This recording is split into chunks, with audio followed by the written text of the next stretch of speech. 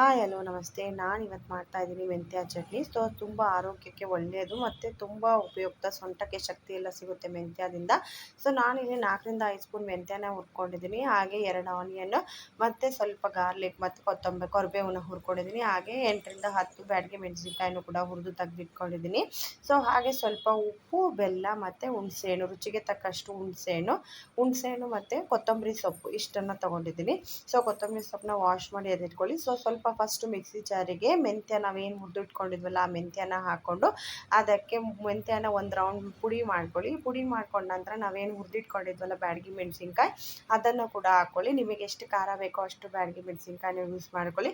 So ಅದೆರಡನ್ನ mixie ಮಾಡ್ಕೊಂಡಿದ್ದೀನಿ ನೋಡಿ ನಾನಿಲ್ಲಿ. ಸೊ ನಿಮ್ಗೆ ಯಾವ ಥರ ಪೇಸ್ಟ್ ಬೇಕೋ ಆ ಥರ ಮಾಡ್ಕೊಳ್ಳಿ. ನಾನಿಲ್ಲಿ ಇಷ್ಟು ಸಾಕು ಅಂತ ದರ್ದರಿ ಪೇಸ್ಟ್ ಮಾಡ್ಕೊಂಡಿದ್ದೀನಿ. ಅದು ಪೇಸ್ಟ್ ಆದಮೇಲೆ ಹುಣಸೆ ಹಣ್ಣು ಮತ್ತು ಬೆಲ್ಲ, ಉಪ್ಪು ಇಷ್ಟನ್ನ ತೊಗೊಳ್ಳಿ. ಸೊ ಇಲ್ಲಿ ಬ್ಯಾಡಗಿ ಮೆಣಸಿನ್ಕಾಯಿನೂ ಯೂಸ್ ಮಾಡ್ಬೋದು, ಇಲ್ಲಾಂದರೆ ಖಾರದ ಪುಡಿನೂ ಕೂಡ ಯೂಸ್ ಮಾಡ್ಬೋದು. ಸೊ ಬ್ಯಾಡಗಿ ಮೆಣಸಿನ್ಕಾಯಲ್ಲಿ ಟೇಸ್ಟ್ ತುಂಬ ಚೆನ್ನಾಗಿರುತ್ತೆ, ಅದಕ್ಕೋಸ್ಕರ ಬ್ಯಾಡಗಿ ಮೆಣಸಿನ್ಕಾಯಿನ ತೊಗೊಂಡಿದ್ದೀನಿ.